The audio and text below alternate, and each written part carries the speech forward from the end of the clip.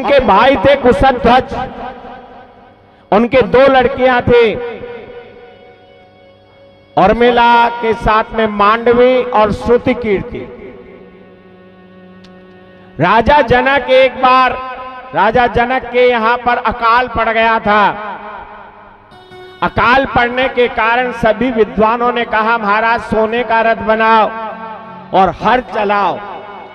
जो ही हल चलाया तो हल की नोक में से एक घड़ा निकला धरती में से, और घड़े में से ही मेरी मां जानकी का प्रागट्य हुआ। ये कहीं पेट से गर्भित नहीं है, इसीलिए इसे घट कन्या भी कहा जाता है। और ये सीत यानी कहते हैं हल्की नोक को, इसीलिए इसका नाम सीता पड़ा। और धरती पुत्री इसलिए कहा जाता है क्योंकि ये धरती में से प्रकट हुई। सज्जनों, इसीलिए सीता को औरस पुत्री कहा जाता है राजा जनक की। और आज राजा जनक ने कहा बेटा मेरे पास शिवजी का धनुष है और इस धनुष की तू सेवा किया कर, सफाई कर लिया कर, मैं रोजाना दर्शन करने आऊंगा। 5 वर्ष की उम्र में सीता उसकी सफाई कर रही थी, उसके नीचे चूहे ने बिल कर दिया था। एक दिन सीता ने सोचा इसके नीचे चौका लगा दे। 10,000 हाथी खींच के लाए थे उसे, उस धनुष को। सीता ने सोचा चौका लगा दे, इसीलिए सीता ने बाएं पांव से धनुष को उठाया बाएं हाथ से और चौका लगा के वापस रख दिया। जब राजा जनक आया, राजा जनक ने कहा ये चौका किसने लगाया? बोले मैंने। बोले तूने? हाँ। धनुष उठा लिया? बोले ऐसे उठाया, ऐसे लगाया, ऐसे रख दिया। राजा जनक ने कहा तू सामान्य लड़की नहीं है, तू जगत जननी है और तेरा विवाह उसी से करूंगा जो इस धनुष को के ऊपर प्रत्यंचा चढ़ा देगा। और इसीलिए धनुष यज्ञ का आयोजन किया गया। सज्जना, आज राम लक्ष्मण अपने गुरु विश्वामित्र के साथ धनुष यज्ञ में पधारे। धनुष यज्ञ के पहले राम जी वन में गए फूल तोड़ने के लिए, वहां सीता को देखा, सीता ने राम को देखा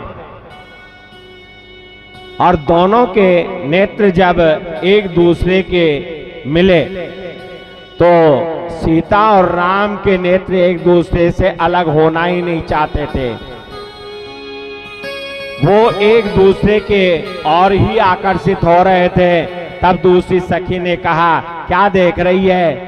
देख कर राम जी को जनक नंदने, देख कर राम जी को जनक नंदने, बाग में बस खड़े के खड़े रह गए। देख कर राम जी को जनक नंदनी, देख कर राम जी को जनक नंदनी, बाग में बस खड़ी रह गई। राम देखे सिया को सिया राम को, राम देखे सिया को सिया राम को, चारों अखियां लड़ी रह गई। राम देखे सिया को सिया राम को, चारों अखियां लड़ी रह गई। कुर्सियां लगा दो, कुर्सियां दे दो इनको 4।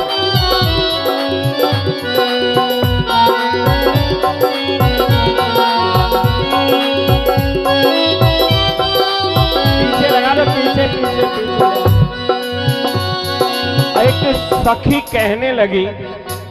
एक सखी कहने लगी जानकी के लिए रच दिया है विधाता ये जोड़ी सुधर, पर धनुष कैसे तोड़ेंगे ये राजकुंवर। और धनुष कैसे तोड़ेंगे ये नर कुंवर, धनुष कैसे तोड़ेंगे कोमल कुंवर। दिल में शंका, हो दिल में शंका गड़ी रह गई। राम देखे किया को सिया राम को, राम देखे सिया को सिया राम को। चारों अखियां लड़ी की लड़ी रह गई।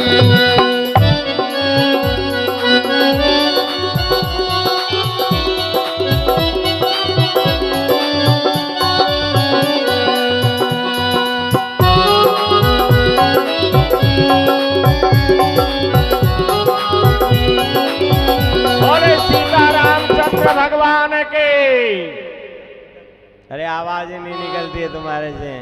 चाय पिलाएंगे, अभी आपको ठंडा ही पिलाएंगे। अब तो बोल दो, बोले रामचंद्र भगवान के। देखो पीने का नाम लेते ही तो बोल उठे। लिखा परदेश मुकद्दर में, लिखा परदेश मुकद्दर में, वतन को याद क्या करना, जहां बेदर्द हाकिम हो वहां फरियाद क्या करना। हम तो निवेदन कर सकते हैं आपसे, लेकिन आप उस फरियाद को सुनो या नहीं सुनो। सज्जन, आज राम जी भी उसी धनुष यज्ञ में पधारे। इसमें सभी राजाओं ने प्रयास किया धनुष तोड़ने का। राम जी बैठ जाओ, जल्दी मत करो, टूट जाएगा। राम जी अपने गुरु विश्वामित्र के साथ बैठे हैं। हजारों के संख्या में राजा आए, सभी ने उसे धनुष को तोड़ने की कोशिश की। सीता बार बार कहती थी कि प्रभु टूटना मत, उठना ही मत, और वो उठा भी नहीं। अंत में राजा जनक ने कहा, मैंने आज अनुभव कर लिया ये सारी पृथ्वी वीर विहीन हो गई। इस पृथ्वी पे कोई वीर नहीं है। उसी समय लक्ष्मण खड़े होकर के बोले, राजन, जिस सभा के अंदर सूर्यवंशी है वहां ये बात नहीं कह सकते कि पृथ्वी वीर विहीन हो गई है। ये तो मुझे आदेश नहीं है। नहीं, मैं इस सारी पृथ्वी को कांचे घड़े के समान उठा लो और उसे तोड़ दो। सारे राजा कहने लगे, लो संभालो, कच्चे घड़े के समान सारी पृथ्वी को तोड़ेंगे, फिर अपन कहाँ रहेंगे। मैंने कहा था ना तेरे को कि चल पड़ यहां से, यहां मत रुके, लेकिन तू ही बैठा रहा। अब भुगत, पृथ्वी टूटने वाली है। लात बचपन में तोड़ी धनुरिया बहुत, पर कभी ऐसे गरजे न तुम ऋषम भर। आज कहिए प्रलय ऐसी क्या हो गई, मारे तामस के सब तन रहा है बदल।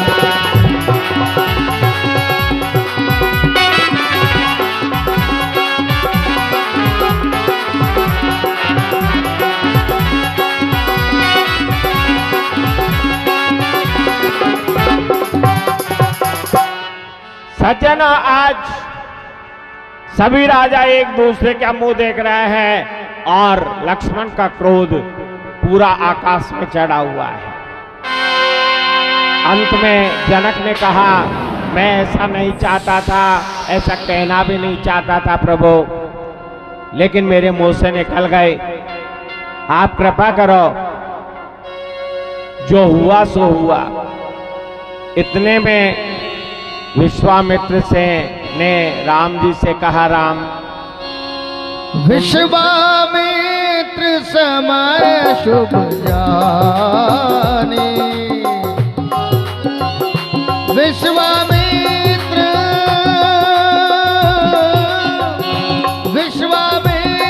समय शुभ जानी, बोले अति स्नेहमय बानी। उठऊ राम भंजन जऊ चापा, उठऊ राम भंजऊ भव चापा, मेटहु तात जनक परितापा, विश्वामित्र समय शुभ जा। अति स्नेहमय बानी। विश्वामित्र के आदेश से राम जी खड़े हुए। सुनैना बोली, अब क्यों हंसी कर रहे हो, ये बच्चा क्या धनुष तोड़ेगा। राम जी आगे बढ़े, धनुष को प्रणाम कर रहे हैं। इधर सीता कह रही है, प्रभु भोले बाबा से ये धनुष थोड़ा सा हल्का बन जाए, रुक तो जाओ, जल्दी कहां की सीता आपको ही मिलेगी, रुको। प्रणाम कर रहे हैं और जल्दी है इनको, तो ठीक है। जो ही प्रणाम किया, सीता ने कहा, पुष्प के समान कोमल बन जाओ, पुष्प से भी कोमल बन जाओ। मेरे राम ने धनुष को उठाया, प्रत्यंचा चढ़ानी चाहिए, और उसी समय धनुष 2 भागों के अंदर विभाजित हो गया।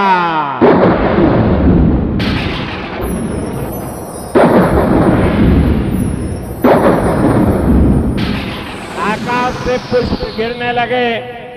ऊपर आ जाओ, इसके ऊपर खड़े हो जाओ। सीता जी अपनी सखियों के साथ में पधारी और अब वरमाला की तैयारी हो रही है। आइए, कौन कौन चलेगा मेरी मैया के विवाह में? कौन कौन चलेगा? सब चलेंगे।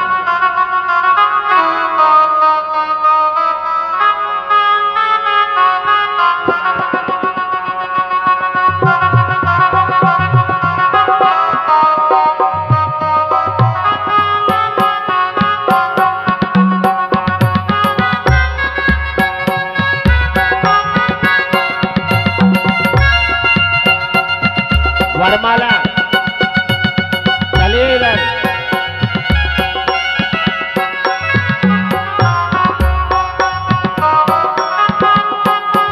ऊपर सामने मुंह कर लो। सीता राम जी की तरफ मुंह है, राम जी का सीता की तरफ है। राम जी के हाथ में भी वरमाला है और सीता जी के हाथ में भी वरमाला है।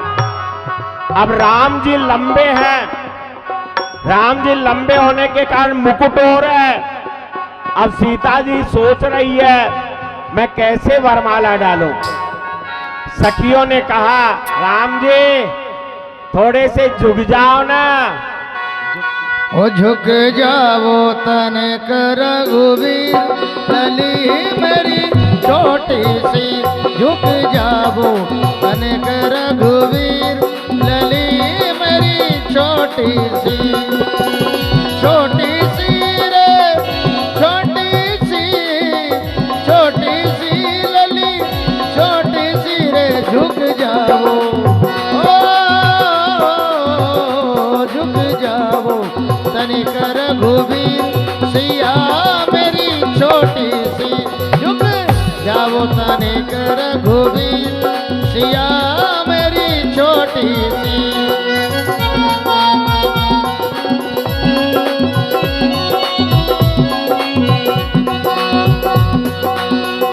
आज सीता जी छोटी है, राम जी बड़े हैं। सीता जी परेशान हो रही है। सखियों ने कहा, राम जी थोड़े से झुक जाओ ना। राम जी थोड़े झुकने लगे, हंसने लगी सब सखियां। राम जी तन के खड़े हो गए, नहीं झुकेंगे, हम ससुराल में झुकने के लिए थोड़े आए हैं। कड़क कर खड़े हो गए। सखियों ने सोचा अब क्या किया जाए। बोले राजा जनक के पास चलते हैं। राजा जनक के पास गई, जाकर के बोली, आप अपने कंवर साहब से कहो ना थोड़े से झुक जाए। बोले मैं ससुराल में अपने जवाई को झुकने के लिए नहीं कहूंगा। राजा जनक भी मना कर गया। बोले बाबा जी उनके गुरु हैं, इनके पास चलते हैं। सखियां इनके पास गई, जाकर के बोली बाबा जी आपका चेलवा से कहो ना थोड़े से झुक जाए, मैया कितनी देर से माला लेकर खड़ी है। विश्वामित्र हंसकर बोले, हम बच्चों की बातों में नहीं पड़ते, ये बच्चों की बातें हैं। अब तो परेशान हो गई। एक सखी बोली मैं उपाय बताती हूँ। ये गोरा गोरा खड़ा है ना, ये गोरा गोरा इनका भाई है, और ये यदि अपना सहायता कर दे तो वरमाला डल सकती है।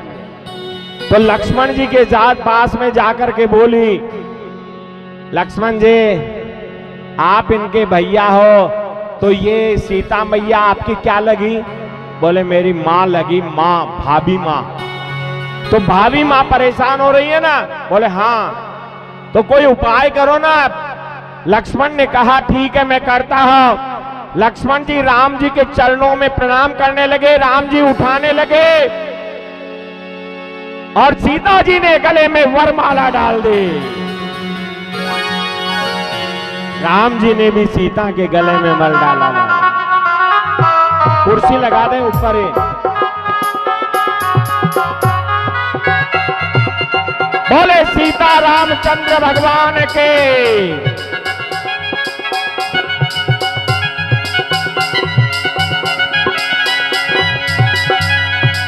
आज लक्ष्मण जी पीछे खड़े हो जाएं।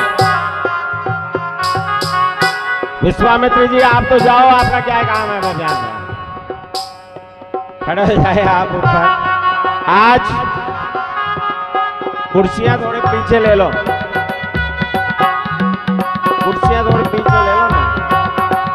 सीता और राम की जोड़ी बन गई। अब सबसे पहले शादी में क्या होता है? कंवर कलेवा होता है ना। धोड़ा धोड़ा भात परोस दिया थाल जे, हर झीमो झीमो रामचंद्र जी का से घाला हाथ जे। भात परोस दिया थाल जी, आवो आवो रामचंद्र जी का सुघाला हाथ जी। का से घाला हाथ बताओ था की जात जी, का सुघाला हाथ बताओ था की जात जी। आओ आओ रामचंद्र जी का से घाला हाथ जी। आओ आओ रामचंद्र जी का सुघाला हाथ जी। आज कंवर कलेवा हुआ। कंवर कलेवा में ये जो जनकपुर की औरतें हैं ना, ये मेरे राम जी को गाली देती है, क्योंकि भाई भौजाइयां देती है ना वहां पे, दौरानी जोठानी ननदें, वो क्या कहती है?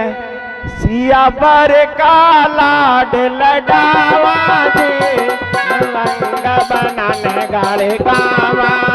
सिया पर काला लडावा जी, नवरंग बनाने गाड़ी गावा। हाथ तो जीमो जी राम जी सीरो, है तो जीमो जी राम जी सीरो। था की जान में लक्ष्मण बीरो जी, नवरंग बनाने गाड़े गावा। आगे जान में लक्ष्मण बीरो जी, नवरंग बनाने गाड़ी गावा। गालियां चल रही है।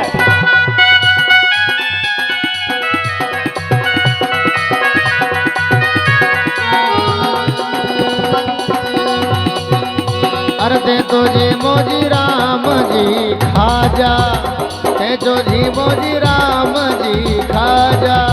ते तो अवधपुरी का राजा जी, नवरंग बनाने गाड़ी गावा। सिया बर को लाड लडावा जी, नवरंग बनाने गाड़ी गावा। गाली चल रही है। इधर हथलेवा जुड़ाया जा रहा है। राजकुमार जी, पंडित जी, वहां वशिष्ठ जी थे ना, हथलेवा जुड़ा दें। और हथलेवा जुड़ा करके वैसे ही फेरे की रस्म गालेंगे। बैठ जाओ, नीचे बैठा दो। पहलो तो फेरो में तो सिया संग खायो रे, पहलो तो फेरों में तो सिया वैसे खायो जी।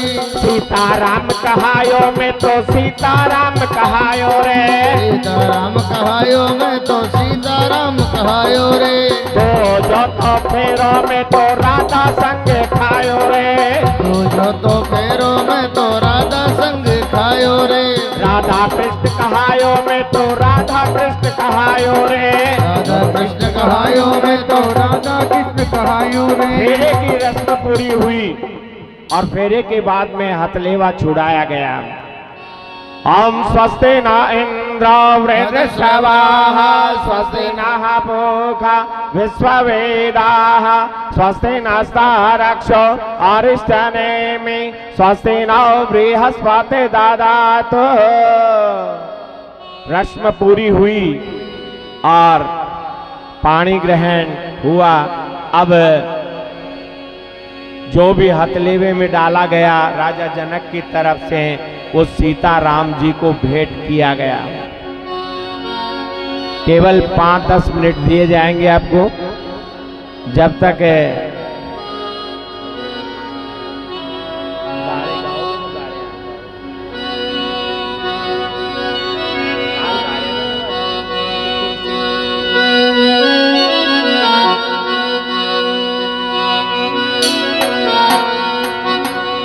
श्री रामचंद्र भगवान की।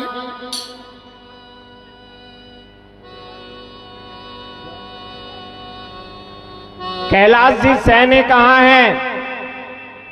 वो संकल्प छोड़ें तो क्या कर रहे हो फिर वहां पे? चलिए।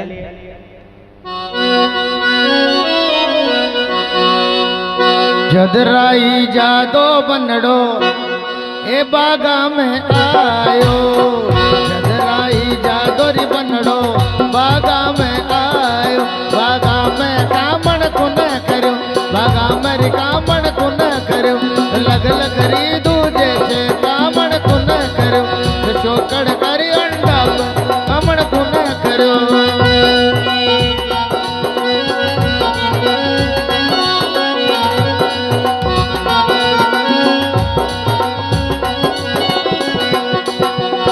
जदराई जादो बनड़ो बागा में आयो।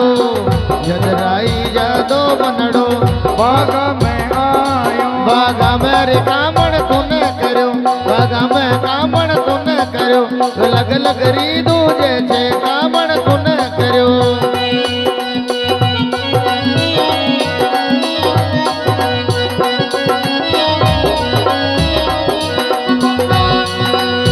जदराई जादो बनड़ो तोरण पे आयो। जदराई जादोरी बनड़ो तोरण पे आयो। तोरण पे कामण को न करो, तोरण पर कामण को न करो।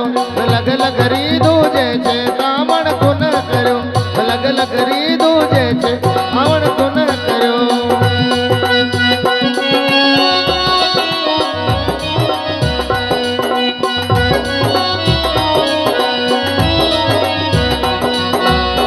जदराई जादो बनड़ो फेरा पे आयो। जदराई जादो बनड़ो फेरा पे आयो। जदराई जादो बनड़ो फेरा पे आयो। जदराई जायो बनड़ो फेरा पे आयो। फेरा पे कामण को न करो, फेरा पर कामण को न करो। लग लग री दूजे छे कामण को न करो। लग लग री दूजे छे कामण को न करो। वो तो चाल मारी ली लकड़ी राजा जी के घर ने चाल। वो तो चाल मारी ली लकड़ी। अरे मो तो कैया चलू महाराज माँ के घरा घरा से लाड।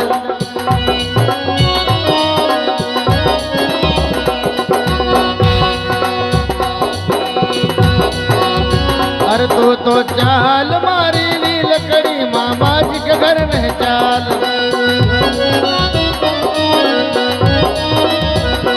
वो तो कया चलो महाराज माँ के घरा घरा छे लाड। अरे तो चाल मारी ली लकड़ी काका जी के घर ने चाल।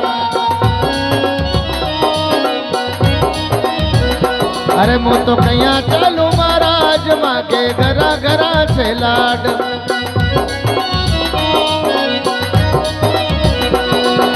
नीलो दगड़ो नीलो सूट बांधो रे सासू को पूत। बांध बूंद मन करी सलाम, एक सलाम मारो बाप को गुलाम। छोड़ो छोड़ो बाबो सा हाजिर बंदो उभ्यो राज।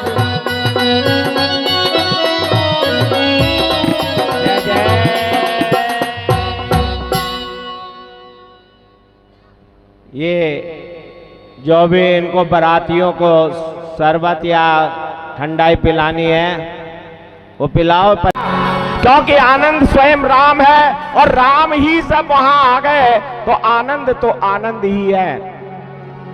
और ये आनंद प्रत्येक जनकपुरी के लोगों को मिला।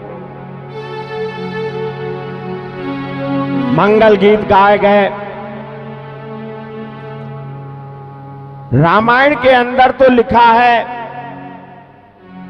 जो वाल्मीकि जी ने लिखा है कि परशुराम जी का मिलन बारात विदा होने के बाद हुआ। और रामचरितमानस में तुलसीदास जी ने लिखा कि जहां धनुष टूटा वहीं पर परशुराम जी आ गए। परशुराम जी ने विरोध किया, राम के हृदय पे वत्स चिन्ह देखा,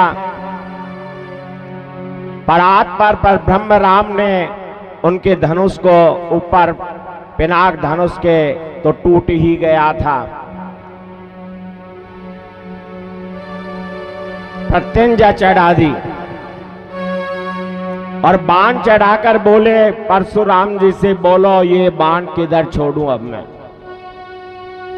परशुराम जी ने कहा, मेरे कर्मों की ओर छोड़ो, मैंने कोई पाप कर्म तो किए नहीं, सत्कर्म है, सत्कर्म में भी दोबारा जन्म लेना पड़ेगा, तो मैं निष्काम होना चाहता हूं, इसीलिए मेरे सत्कर्मों को भी नष्ट कर दो, पुण्य को भी नष्ट कर दो। परशुराम की निवृत्ति के पश्चात आज सुखदेव जी कहते हैं, राजन बारात एक दिन नहीं, 2 दिन नहीं, महीनों तक वहां रही, उसके बाद विदा हुई। जब विदा होने लगी तो राजा जनक और सुनैना रथ के पीछे पीछे नंगे पांव दौड़े, सीता को बार बार गले लगाते हो, पुत्री को यही कहते कि बेटी तू ससुराल जा रही है, वहां पर जैसी परिस्थिति हो वैसी परिस्थिति में ढलना है। आज आप क्या कहते हो, कोई दिक्कत हो तो फोन कर देना। कितना अंतर है अभी में और पहले में। यही कारण है कि तलाक की स्थिति में चले जाते हैं हम, छोटी छोटी बातों के ऊपर, जबकि सनातन धर्म को जड़ से पकड़ना चाहिए। उसकी संस्कृति को नष्ट कर रहे हैं अपन। ये नष्ट तो होने वाला नहीं है, सनातन आदि है, इसका अंत हो ही नहीं सकता, क्योंकि ये तो परमात्मा का स्वरूप है। इसीलिए आपसे निवेदन है कि अपने जीवन के अंदर इन चरित्रों को उतारो, अपने बच्चों के अंदर उन संस्कारों को डालो, जिससे आने वाली पीढ़ी उसे ग्राह्य करे और ये हमारा प्रवाह निरंतर चलता चला जाए। सुखदेव जी कहते हैं, राजन आज अवधपुरी के सजाया गया और अवधपुरी के अंदर स्वागत की तैयारियां हो रही है बारात आने की। बारात प्रवेश की, लेकिन कभी कभी ज्यादा खुशी को भी नजर लग जाती है। ऐसा ही अयोध्या में हुआ। राम के विवाह का उत्सव मनाया गया, शायद इसीलिए अयोध्या वासियों के नजर लग गई।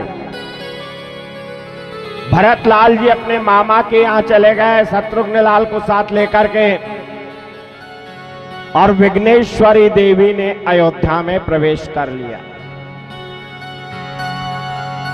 एक दिन क्या हुआ, राजा दशरथ दर्पण के सामने खड़े थे।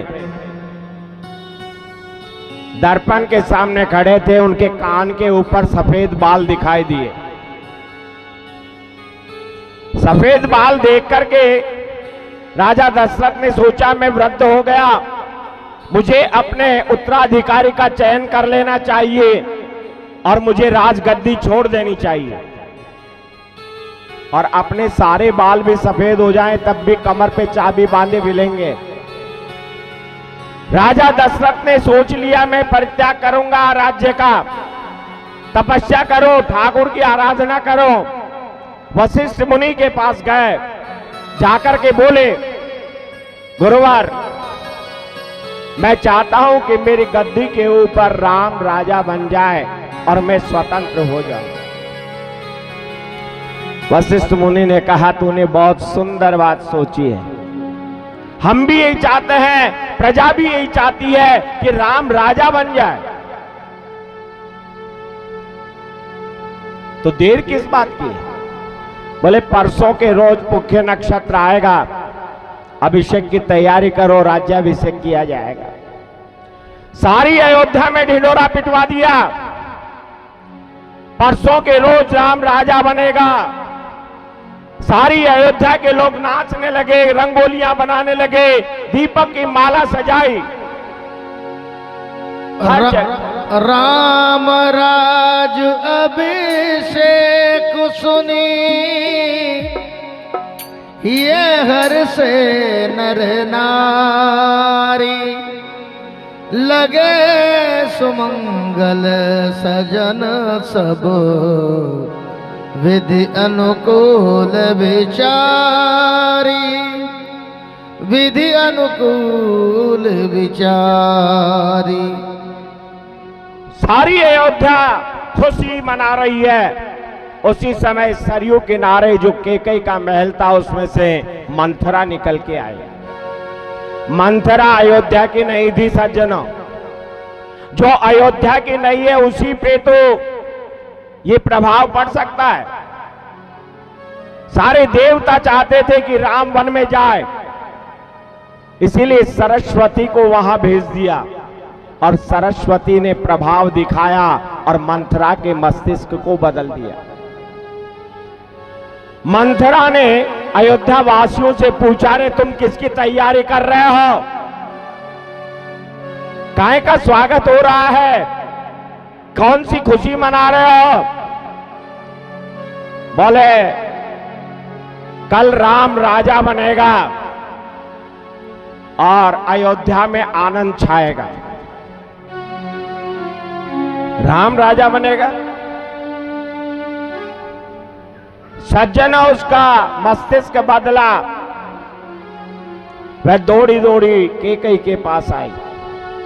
नाम मंथरा मंदमती, चेरी के कई केरी रामा, चेरी के कई चेरी, अजस पिटारा ताही करी, कई गिरा मत फेरी।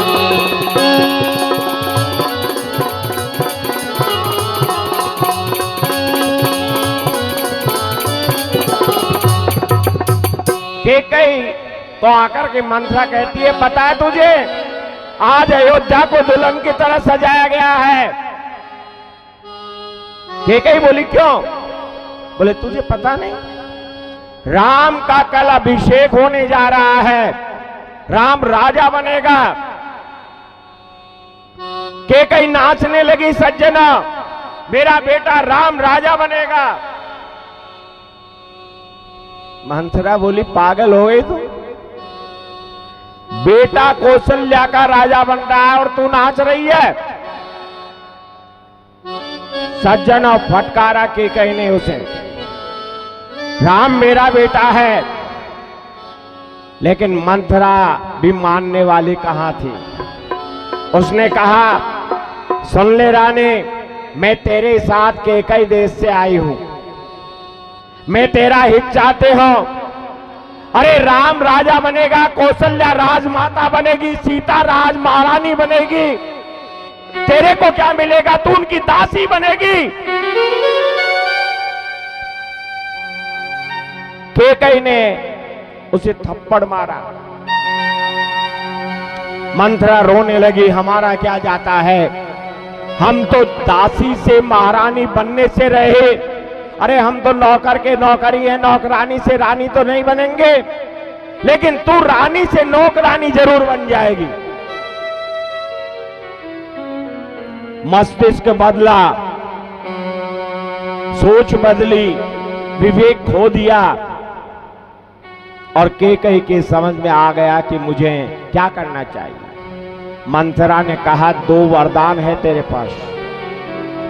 जब देवासुर संग्राम के अंदर दशरथ पराजित हो गए थे, हार गए थे, थक गए थे, बेहोश हो गए थे और उनकी धुरी टूट गई थी, तब तूने अपना हाथ उस धुरी के जगह लगा दिया था और धुरी को जगह लगा करके पूरी सुरक्षित उस रथ को लेकर के बाहर आ गई थी। तब राजा दशरथ ने प्रसन्न होकर के कहा था, रानी मांग, क्या मांगती है? तूने मेरे प्राण बचाए, मैं तेरे को वर देता हूं। तूने कहा था कि मैं वरदान समय आने पे मांगूंगी, आज समय आ गया, मांग ले। क्या मांगू? कैकेयी कह रही है, पहला तो भरत का राज तिलक और दूसरा राम का 14 वर्ष का वनवास।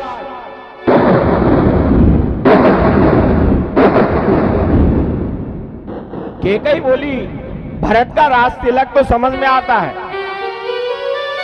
लेकिन राम का 14 वर्ष का वनवास समझ में नहीं आया।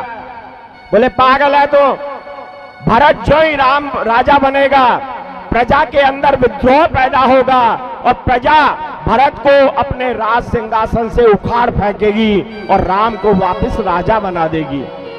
इसीलिए राम को बाहर रखो, ना रहेगा बांस और ना बजेगी बांसुरी। सज्जन और राम तो सबके हृदय में रहता है, आपका जीवन भी राम के पीछे ही चलता है। आपके जीवन की गाड़ी चली जा रही है, कभी रुकती नहीं है ये। मैंने सुबह भी पूछा था कि बुढ़ापा कौन सी तारीख को आया, आपके कोई नहीं बताया पाया ना। क्या पता जवानी के बाद बुढ़ापा कब आ गया। जीवन की गाड़ी चली जा रही है और उतरने की मंजिल करीब आ रही है, उतरने की मंजिल करीब आ रही है। जीवन की गाड़ी चली जा रही है, जीवन की गाड़ी चली जा रही है। उतरने की मंजिल करीब आ रही है, उतरने की मंजिल करीब आ रही है। जीवन आपका चला जा रहा है और जो मंजिल उतरने की है आपकी ट्रेन में से, वो बहुत नजदीक आ रही है। आप अपने आप में ऐसे चलते हो, नर्तन की ट्रेन में। ये मनुष्य का शरीर नर्तन है, नर्तन की ट्रेन में आयु रिजर्वेशन, आपकी आयु रिजर्वेशन है, उतनी समय तक ही आप जी पाओगे। अहंकार सीट है और मुझे खींच करके बैठे, हाँ हमारी सीट है, हम बैठे हैं, ये मकान हमारा है, ये गांव हमारा है, ये घर हमारा है। अहंकार सीट है, डिब्बे ही है मन, ये श्वास की रफ्तार बता रही है। और बुढ़ापा आते ही क्या करते हैं, सांस भरने लग जाता है ना, तो ये सांस की रफ्तार क्या बता रही है, उतरने की मंजिल करीब आ रही है, उतरने की मंजिल करीब आ रही है। की गाड़ी चले जा रही है, गाड़ी चली जा रही है, उतरने की मंजिल करीब आ रही है। अब इसे ट्रेन के अंदर क्या क्या देखते हो आप? बचपन का स्टेशन देखा तुमने? देख लिया ना सबने? अपने बचपन का स्टेशन देखा या नहीं देखा? अरे सबसे पहले देखा था बचपन का स्टेशन, नहीं देखा? हर व्यक्ति ने देखा है बचपन का स्टेशन। आप छोटे थे तब बचपन ही तो था। और सबसे पहले देखा था बचपन का स्टेशन, मिला बाद में था जवानी का जंक्शन, बाद में था जवानी का जंक्शन। बचपन का स्टेशन के बाद जवानी आई, हजारों व्यक्ति मिलते गए, पत्नी मिली, बच्चे मिले, ससुर मिला, सास मिला, माता मिला, पिता मिला, सब मिले, जंक्शन हो गया नहीं। बहुत सी ट्रेनें आकर के मिली और बुढ़ापे के आगे अब क्या होगा? और बुढ़ापे के आगे बढ़ी जा रहे हैं, उतरने की मंजिल करीब आ रही, उतरने की मंजिल करीब आ रही है, उतरने की मंजिल करीब आ रही है। इसीलिए निवेदन है, जीवन को परमात्मा के चरणों में जोड़ने का प्रयास करो। कहीं भी बैठो, कहीं पटलाया करो, तुम कोई फर्क नहीं पड़ता, लेकिन मन को मेरे गोविंद के चरणों में जोड़ दो। कर से कर्म कराऊं विधि नाना, मन राखाऊं जहां कृपा निधाना, तो फिर अपना जीवन सफल हो जाएगा। सज्जना, आज केकई ने सब कुछ श्रृंगार उतार दिया और कौप भवन में जाके बैठ गए। दशरथ ने सोचा मैं केकई को समझाया हूं आज कि कल राम का राज्याभिषेक होगा। वो केकई के पास गए, जाकर के देखा, मंत्रा से पूछा केकई कहाँ है? बोले कौप भवन में। क्यों? बोले पता नहीं। जाकर के अंदर देखा केकई लेटी हुई है, बाल बिखरे हुए हैं, श्रृंगार उतरा हुआ है। बोले क्या हो गया देवी?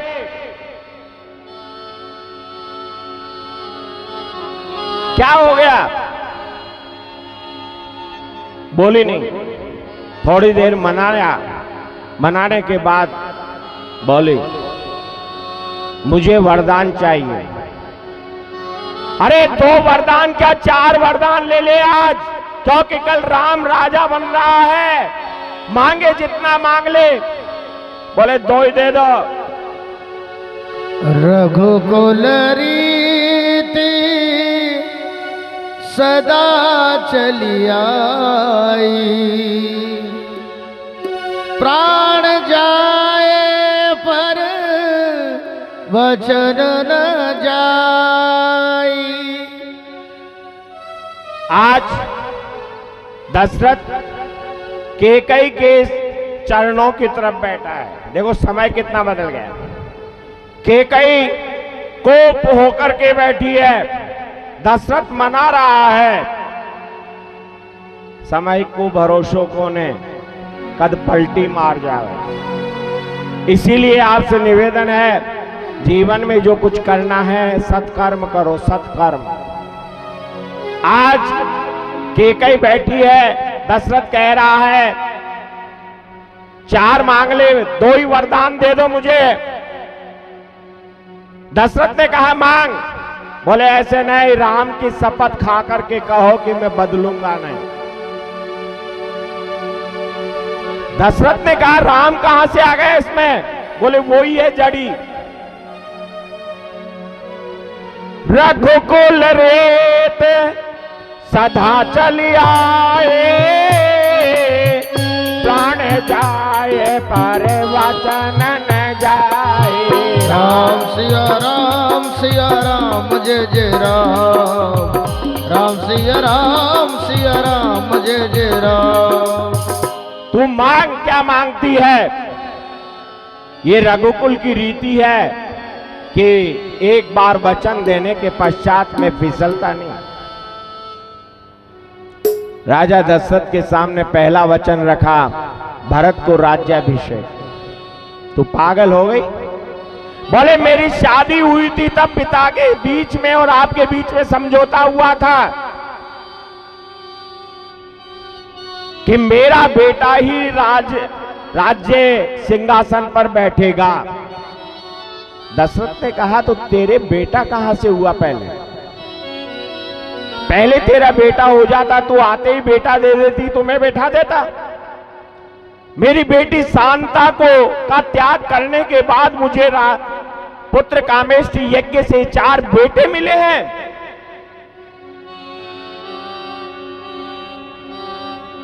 केकई बोली मैं कुछ नहीं जानते। भरत को राज्याभिषेक और दूसरा राम को 14 वर्ष का वनवास। ये बात सुनते ही दशरथ बेहोश होकर के गिर पड़ा। उठा, देवी मैं तेरे को प्रणाम करता हूं, तो अपने वचन वापस ले ले। राम मेरे प्राण है, और प्राण ही नहीं रहेंगे तो दशरथ भी नहीं रहेगा, और दशरथ नहीं रहेगा तो तू विधवा हो जाएगी, और विधवा हो जाएगी तो तू कहीं की नहीं रहेगी। कैकेयी बोली विधवा हो जाऊंगी, कोई दिक्कत नहीं। देखो कितनी कठोर हो गई, लेकिन मेरा बेटा राज्याभिषेक होगा मेरे बेटे का, और राम को वनवास होगा। सारी रात वहां में चली गई। सुबह सुमंत को वशिष्ठ जी ने कहा राजा नहीं आया। बोले कैकेयी के महलों में गए थे, उठ के नहीं आए, जाओ बुला के लाओ। बुलाने गए, राजा दशरथ का मुकुट एक तरफ गिरा हुआ था, कैकेयी बैठी थी, दशरथ बेहोश होकर के गिरे थे। जब चेतना होती तो कहते राम राम। कैकेयी से पूछा सुमंत ने, सुमंत ने कहा मैं मंत्री होने के नाते नहीं, मैं एक अयोध्या का नागरिक होने के नाते पूछता हूं रानी, ये महाराजा की दशा किसने की और क्यों की? कैकेयी बोली सारी रात राम को याद कर रहे हैं, राम को बुला। सज्जनों राम के पास गए, राम को बुलाया, श्री राम आए, दशरथ के चरणों में प्रणाम करके कैकेयी से पूछे मां पिताजी को क्या हो गया? बोले बेटा मैंने 2 वरदान मांगे थे। बोले कौन से? पहला भरत को राज्याभिषेक। ए मां मैं तो यही चाहता था कि भरत राजा बने, मैं राजा नहीं बनना चाहता। और दूसरा राम को 14 वर्ष का वनवास। अरे मां तू कितनी प्यारी है, मैं इस अयोध्या का राज लेकर के क्या करूंगा? पूरे जंगल का, पूरे भारतवर्ष का राज तू मुझे दे रही है। सज्जनों देखो सकारात्मक सोच है वहां पे। ये सोच ही तो व्यक्ति को ऊंचा और नीचा बनाती है। राम दौड़े दौड़े आए कौशल्या के पास। कौशल्या उस समय नारायण की आराधना कर रही थी, माला जप रही थी सारी रात से कि मेरे बेटे के राज्याभिषेक में किसी प्रकार का विघ्न पैदा नहीं हो। और वह कहने लगी आ बेटा, मां किसकी पूजा कर रही? बोले नारायण। किस लिए? राम का राज्याभिषेक की सुरक्षित हो जाए। मां मुझे तो वनवास मिल गया और मैं वन में जाऊंगा। सज्जनों कौशल्या की दशा बिल्कुल विकृत हो गई, गिर पड़ी, वो रोने लगी। हे नारायण ये क्या कर दिया? मैं भी तेरे साथ चलूंगी। बना के क्यों बिगाड़ा रे, बना के क्यों बिगाड़ा, बिगाड़ा रे नसीबा। ऊपर वाले, ऊपर वाले, ऊपर वाले, ऊपर वाले, बना के क्यों बिगाड़ा रे, बना के क्यों बिगाड़ा, बिगाड़ा रे नसीबा। ऊपर वाले, ऊपर वाले, ऊपर वाले, ऊपर वाले।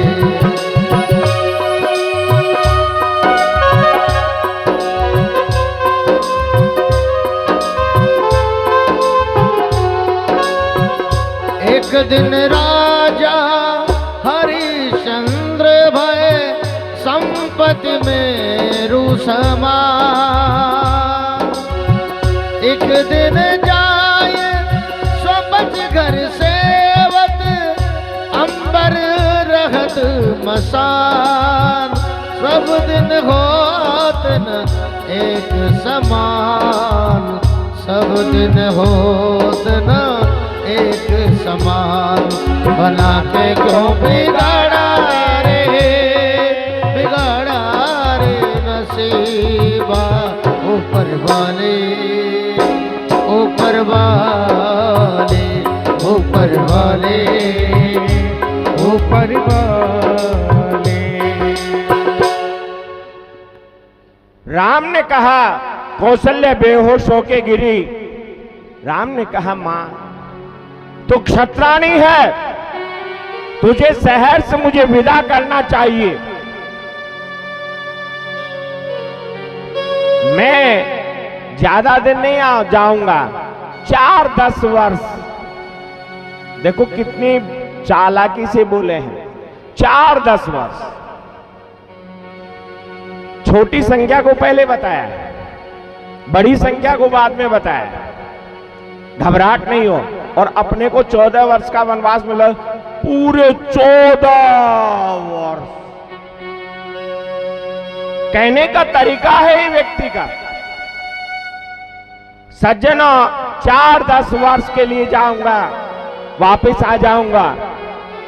नहीं, मैं भी चलूंगी। मैं क्या करूंगी तेरे बिना? तेरे तू तो मेरा प्राण है। अरे बुढ़ापे के अंदर तू प्राप्त हुआ है और हमें छोड़ करके चला जा रहा है।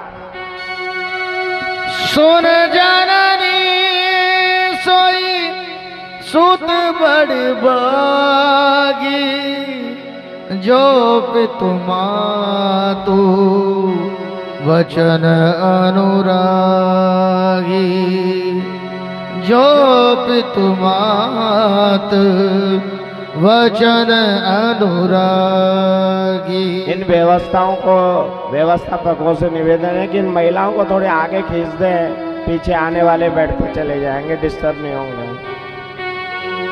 सज्जना,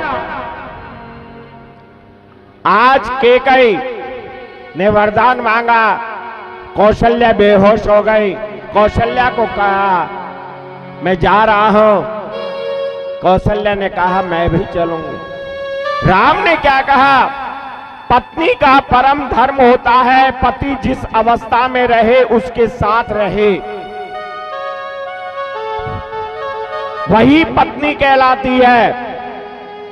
सुख के अंदर तो बहुत साथी हो जाएंगे, लेकिन दुख के अंदर कोई साथी है तो वो पत्नी ही बन सकती है। इसीलिए मां, अभी पिताजी को तेरी आवश्यकता है और तेरी आवश्यकता होने के कारण तुझे उनका सहारा बनना है। वहीं सीता खड़ी थी। बोले मैं चलूंगी। बोले आप नहीं जा सकते, वनवास मेरे को मिला है। बोले अभी मां को क्या कह रहे थे? पतिव्रत धर्म बता रहे थे ना। मेरे पति जंगल में रहे और मैं महलों में रहूं, मुझे स्वीकार नहीं है। मैं भी आपके साथ में जंगल में चलूंगी। वही लक्ष्मण खड़े थे। लक्ष्मण ने कहा मैं भी चलूंगा। बोले मां से पूछो। उर्मिला के पास गए। उर्मिला उस समय तैयारी कर रही थी। जाकर के कहा मां, सुमित्रा के पास गए। सुमित्रा से पूछा मां, मैं राम वन में जा रहे हैं, मैं भी जाऊं? सुमित्रा ने कहा मूर्ख है तो, इतनी दूर पूछने आया है। अरे तेरा बाप राम है और मां सीता है। मां और बाप जो करते हैं वही बेटे को करना चाहिए और तेरे को वन में चला जाना चाहिए। कौन मां आज की मां कह दे? उर्मिला से मिलने के लिए कमरे में गए। उस समय वो चित्र बना रही थी। ये त्रेता युग की सबसे बड़ी चित्रकार थी। जॉय किवाड़ खोले, चित्र के ऊपर रंग मिल गया, सारा चित्र खराब हो गया। चिल्लाई कौन है? लक्ष्मण ने कहा उर्मी मैं हूं। बोले आपने मेरा चित्र बिगाड़ दिया। बोले देखो कौन सा चित्र बना रही हो। देखा तो सीता राम को सिंहासन पे बिठा रखा है।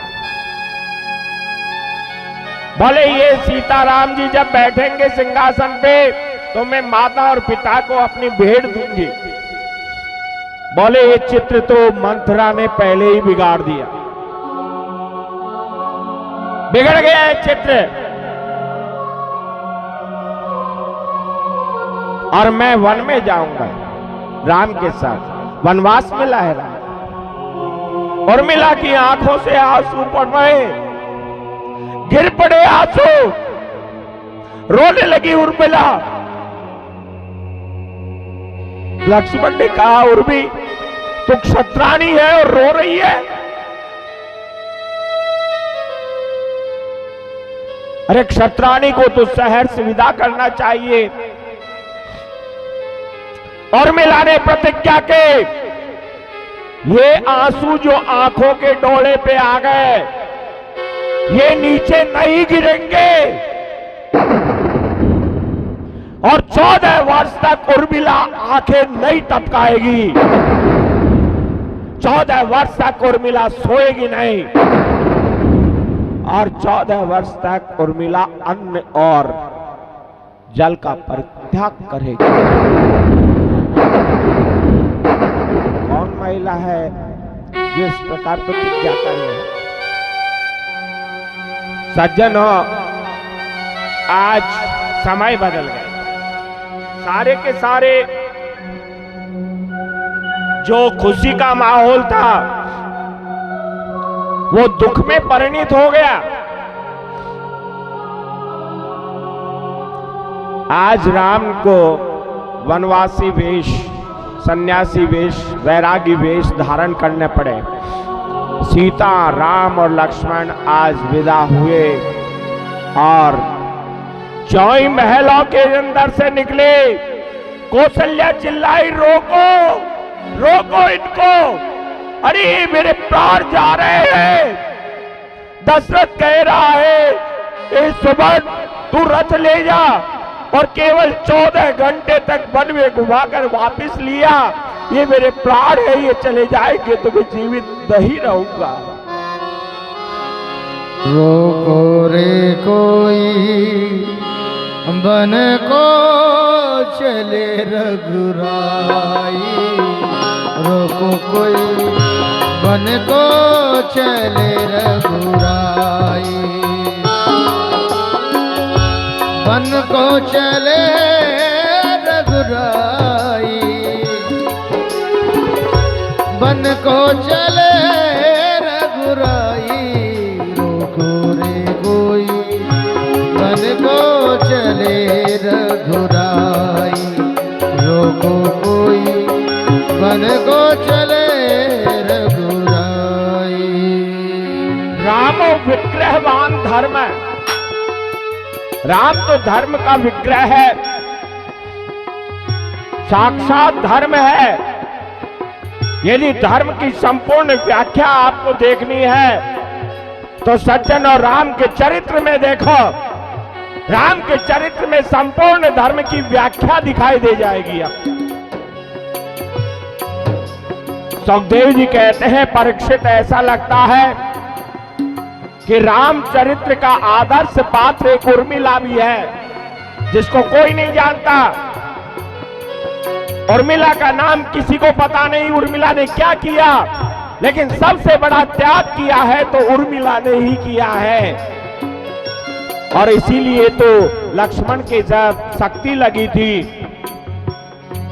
तब उर्मिला को पता लगा कि हनुमान जी संजीवन लेने आए हैं। भरत जी ने बाण मार दिया, हनुमान जी नीचे गिर पड़े। उनसे पूछा गया, कौशल्या सब आई, उर्मिला देरी से आई। उर्मिला से पूछा, तेरे आंखों में आंसू नहीं है? वहां लक्ष्मण पीड़ित पड़ा है? बोले नहीं, मेरा दीपक प्रज्वलित है अभी, और मेरा दीपक पूर्ण रूप से प्रज्वलित है। वो जिस दिन बंद होगा उसी दिन मेरा सुहाग मेरे को परित्याग करेगा। इसीलिए मुझे पूर्ण विश्वास है कि लक्ष्मण के कुछ नहीं होगा। सज्जना, ये है मूल धर्म की परिभाषा। आज अयोध्या में से सुमंत के रथ में बैठकर राम लक्ष्मण सीता निकले। अयोध्या वासी भी कहे जहां राम वहीं अयोध्या। हम भी यहां नहीं रहेंगे, हम भी राम के साथ जाएंगे। सब के सब अयोध्या छोड़ करके तमसा नदी तक आ गए। सायंकाल पड़ गया, तमसा नदी के किनारे पे तमसा प्रथम दिवस करिवासु, दूसर गोमती तीर निवासु। आज तमसा नदी के किनारे पे सारे के सारे प्रजा अयोध्या आपकी तरह बैठी है। राम लक्ष्मण सीता रथ से उतर गए, लेकिन सारी प्रजा थक गई, इसीलिए लेट गई। लेटते ही नींद आ गई। राम ने कहा, सुमन, मौका है, रात को 12 बजे रथ को ऐसे चला जिससे कि ये पकड़ नहीं पाए। सज्जनों, लक्ष्मण और सुमंत ने रथ खींचा, घोड़ों को अलग कर दिया और दूर जाकर के राम लक्ष्मण सीता उस रथ में बैठ करके वहां से रवाना हो गए। प्रातःकाल जब राम लक्ष्मण सीता नहीं मिले तो सारे अयोध्या वासियों ने देखा राम गया। अरे जिसका राम निकल गया उसको जीने का कोई अधिकार नहीं है, इसीलिए हम भी तमसा के अंदर अपने प्राण त्याग देंगे। सज्जनों, सभी ने आत्महत्या करने की सोची, लेकिन ये बुजुर्ग थे ना, इन बुजुर्गों ने उन्हें समझाया, मरने से राम नहीं मिलता। राम तो राम की तरफ संपूर्ण समर्पण करने से मिलता है और हमें इंतजार करना पड़ेगा, क्योंकि जीवन रहेगा तो राम मिलेगा, जीवन ही नहीं रहेगा तो राम कहां से मिलेगा। इसीलिए तुम्हें इंतजार करना है। वहीं अयोध्या वासियों ने प्रण किया, तमसा में से जल लेकर के, कि 14 वर्ष तक हम हमारी कन्याओं का और बच्चों का विवाह नहीं करेंगे। 14 वर्ष तक कोई नए कपड़े नहीं पहनेंगे। 14 वर्ष तक कोई चप्पल जूती धारण नहीं करेगा और 14 वर्ष तक कोई उत्सव नहीं मनाया जाएगा। ये था प्रजा और राम के बीच का संबंध। सज्जन, आज सभी अयोध्यावासी निराश होकर के लौट आए और उधर राम संगबेरपुर में पधारे। निषाद राज गुह से मुलाकात हुई। निषाद राज गुह ने उनका स्वागत किया और कहा, अयोध्या चली गई लेकिन मेरा राज्य आपका है, मेरा कोई राज्य नहीं है, क्योंकि सब राम का है, इसलिए आप राजा बनो। उन्होंने कहा, नहीं, पिता को वचन दिया है, मैं 14 वर्ष तक किसी नगर में प्रवेश नहीं करूंगा।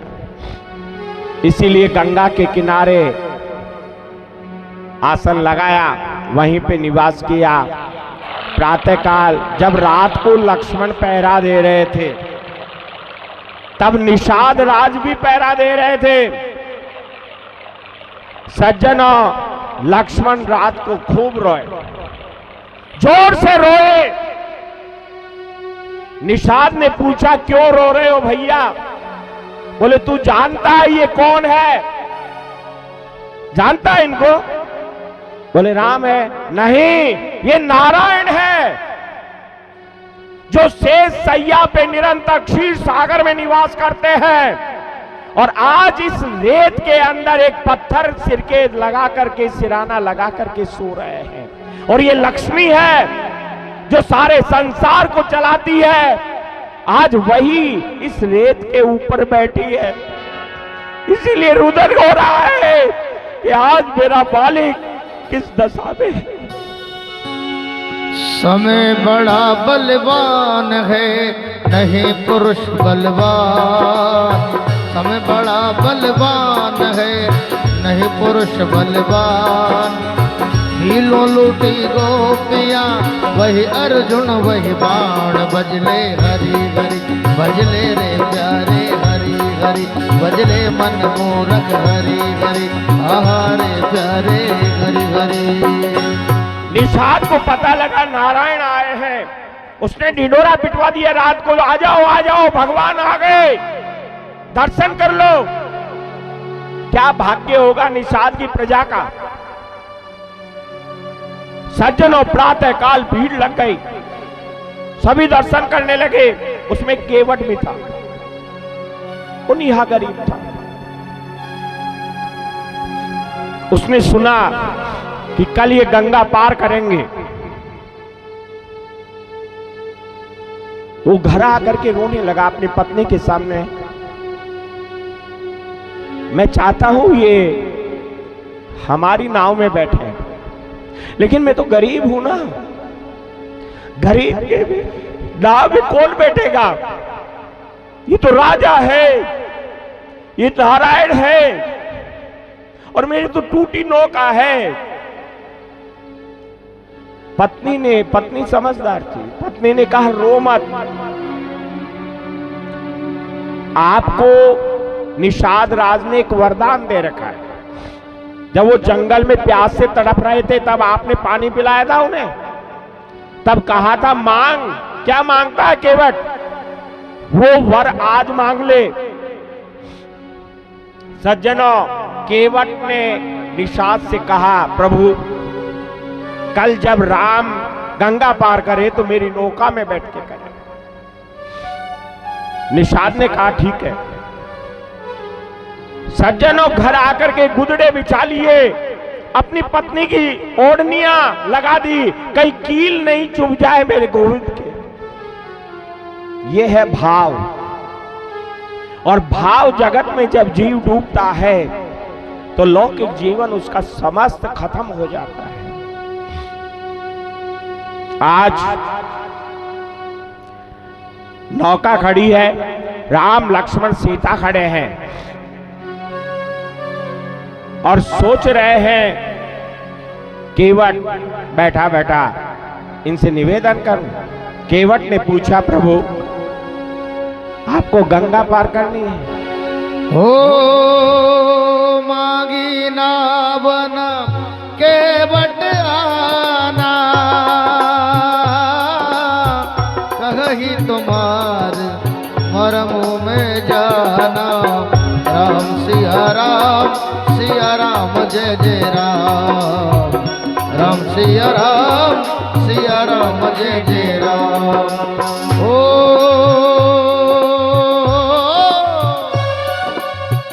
मंगल भवन अमंगल हारी, द्रवहु सुदशरथ अजर बिहारी। राम सिया राम जय जय राम। राम सिया राम जय जय राम। केवट ने कहा प्रभु मैं आप राजा दशरथ के पुत्र हैं। बोले हाँ। बोले आप एक बार जनकपुर गए थे। बोले हाँ। वहां पे एक पत्थर की शिला को पांव लगाया था और वो नारी बन गई थी। बोले हाँ बन गई थी। तो प्रभु मैं तो आपको नौका में नहीं बिठा सकता, क्योंकि मेरी लकड़ी की है नौका, कहीं हो जाए कर्म से धोखा। मेरी नौका एक सहारा, मैं नहीं जानू और कब हारा। मेरी ये नौका है वो पत्थर से भी कोमल है, और ये यदि औरत बन गई तो मेरे लिए झंझट हो गया। एक औरत तो घर पे और दूसरी फिर तैयार हो जाए, मैं दो का पेट पालन कैसे करूंगा। मैं आपको नहीं बिठा सकता। राम जी बोले तो क्या हुआ? बोले आप पहले अपने चरणों को धुलवाओ। लक्ष्मण बोला रे तेरे को पार करनी है तो कर दे, दूसरी नौका खड़ी है। केवट बोला आपसे बात नहीं कर रहा मैं राम जी से बात कर रहा हूं। ये पूर्व जन्म का प्रारब्ध था इनका। केवट बोला मैं चरण धो लूं। बोले हाँ। पानी कठवता भर ले ही आवा, लकड़ी का कठोता ले आया। अब लकड़ी का क्यों लाया? ताकि चरण धोने के बाद जो पानी है ना वो लकड़ी सोखेगी, पानी सूख भी जाएगा तो फिर पानी डालेंगे तो वो चरणामृत बन जाएगा ना। और बर्तन तो सोखता नहीं है तो उसमें चरणामृत कैसे रहे? इसीलिए केवट चतुर था, उसने कठोता लिया लकड़ी का, चरण धोए। अब एक पांव हाथ में ले लिया, चरण धो रहे हैं। प्रभु इधर उधर हो रहे हैं। लक्ष्मण कह रहा है हमारे प्रभु को गिराएगा। वो कह रहा है प्रभु आपको डर लग रहा है गिरने का, तो ऐसा करो दोनों हाथ मेरे सिर पे रख लो, पकड़ लो सिर को। अरे देना हो तो दीजिए जन्म जन्म का साथ। तो मेरे सिर पर रख दो प्रभु जी, मेरे सिर पर रख दो प्रभु जी, अपने ये दोनों हाथ। देना हो तो दीजिए जन्म जन्म का साथ, देना हो तो दीजिए जन्म जन्म का साथ। और मेरे सिर पर रख दो प्रभु जी, ओ हो मेरे सिर पर रख दो प्रभु जी, मेरे सिर पर रख दो प्रभु जी, अपने ये दोनों हाथ। देना हो तो दीजिए जन्म जन्म का साथ, देना हो तो दीजिए जन्म जन्म का साथ। इसीलिए उन्होंने दोनों हाथ रखवा लिए कि प्रभु संबंध बनाना है आपको तो मेरे सिर पे हाथ रख दो। प्रभु समझ गए चतुर है जो, सिर पे हाथ रखवाया, पांव धोए। कहा प्रभु रुको मैं थोड़ा घर जाया हूं। बोले क्या रह गया? बोले थोड़ा सा काम है। घर गया, कठोता ले गया, पत्नी को कहा ले पी, परमात्मा का चरणामृत है। अरे आत्मा परमात्मा, आत्मा का मिलन परमात्मा से हो जाए, परमात्मा का आत्मा से संबंध जुड़ जाए, यही तो महारास कहलाता है। और आजा ग्राह्य कर। सज्जनों मेरे गोविंद का चरणामृत पिलवाया, घर पे पितरों का तर्पण कर लिया और सब बच्चों को पिलाकर आ गया। वापिस आकर बोला प्रभु एक बात बताओ, मैंने सुना आप वशिष्ठ जी के यहाँ पढ़ने गए थे। बोले हाँ। विश्वामित्र जी के पढ़ने गए थे। बोले हाँ। संस्कृत पढ़ी है। बोले हाँ। ये पंडित लोग हमारे घर पे तर्पण कराने नहीं आते क्योंकि हम निषाद हैं, भील हैं। तो कृपा करो ना, गंगा का किनारा है, आप खड़े हो, आप मंत्र बोलते जाओ और मैं तर्पण करता जाऊं। सज्जनों 21 पीढ़ी का उद्धार कर लिया केवट ने, 21 पीढ़ी का, और परमात्मा के हाथ के द्वारा तर्पण करवा दिया। परमात्मा हंसने लगे। कहा प्रभु अब बैठ जाओ। अब तो प्रभु को भी कभी कभी तो नौका की आवश्यकता पड़ जाती है ना। वैसे परमात्मा रूपी नौका में बैठ के हम सब तरते हैं, लेकिन जब लौकिक व्यवहार होता है तो परमात्मा को भी लौकिक नौका की आवश्यकता पड़ जाती है कभी कभी। कभी भगवान को भी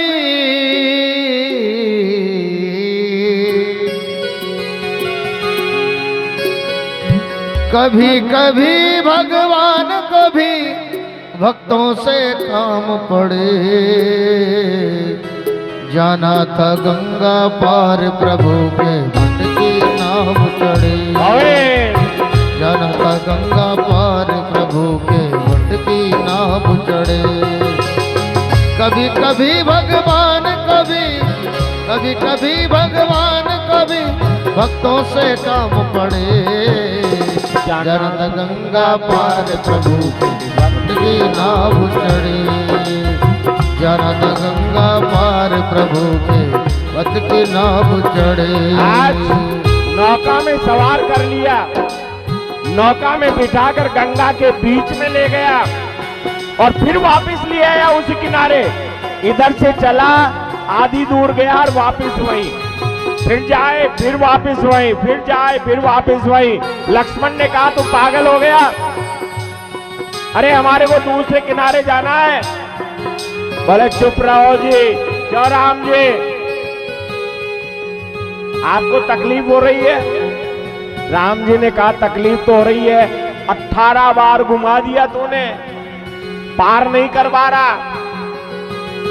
तो प्रभु ये एक बात बताओ, आप 18 बार में परेशान हो गए ना, ये जीव 84 लाख योनियों में चलता है और 84 लाख योनियों में भटकता रहता है, आता है जाता है, आता है जाता है, उस समय ये परेशान नहीं होता।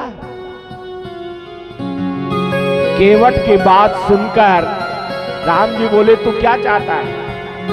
बोले इन 84 लाख योनियों से मुक्ति इन प्राणियों की भी तो हो। परोपकार का काम कर रहा है केवट। राम जी ने कहा ठीक है, मैं वादा करता हूं केवट, जो अंतरात्मा से एक बार भी मेरा राम का नाम ले लेगा उसे मैं भव सागर से पार कर दूंगा। सज्जनों, आज केवट ने उतारा नौका दूसरी तरफ। सुमंत को कहा तुम जाओ। सुमंत वापस आए और अयोध्या में आकर दशरथ जी से कहा कि राम नहीं आए। दशरथ ने सुना राम नहीं आए तो 6 बार राम कहा उन्होंने। राम राम कही, राम कही, राम कही, राम। 6 सीढ़ियां पार कर गए।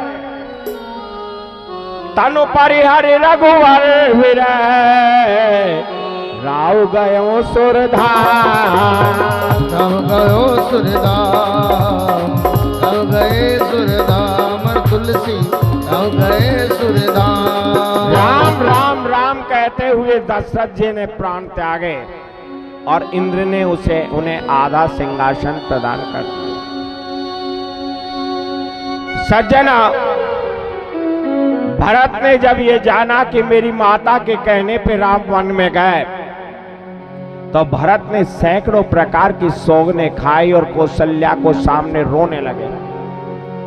कौशल्या ने भरत को अंक में भर के कहा, सब विधि भरत सराहन जोगु। भरत की बड़ाई होने लगी सभी जगह और कहा केकई के कारण हुआ है, भरत नहीं चाहता। इसीलिए भरत ब्रह्मा की सृष्टि में एक अपवाद है। एक अपवाद तो मंथरा है और एक अपवाद भरत है। भरत के अंदर कोई दोष नहीं है और मंथरा के अंदर कोई गुण नहीं है। सज्जन, आबाल बच्चे बूढ़े पिता का संस्कार होने के बाद राम का दर्शन करने गए, लेकिन भरत के लाख प्रयास के बावजूद भी राम माने नहीं। बहुत प्रार्थना की, लेकिन एक बार जो रघुवर ने मुंह से निकाल देना, उसे परित्याग नहीं किया। चरण पादुका लेकर के आज भरत जी अयोध्या की ओर चले। राम भक्त ले चला रे राम की निशानी। राम भक्त ले चला रे राम की निशानी। हम पे खड़ाओ, सिर पे खड़ाओ, आँखियों में पानी। राम भक्त ले चला रे राम की निशानी।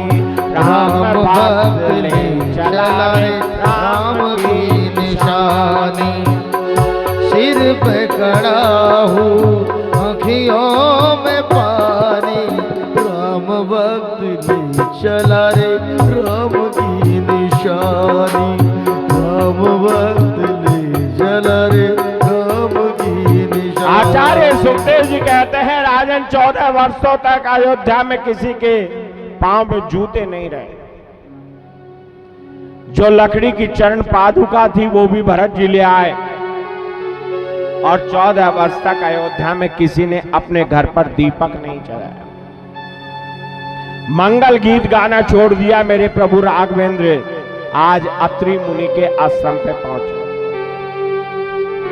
अनुसुईया जी ने जानकी को आशीर्वाद प्रदान किया और अनुसुईया ने जानकी जी को पतिव्रत धर्म की शिक्षा दी।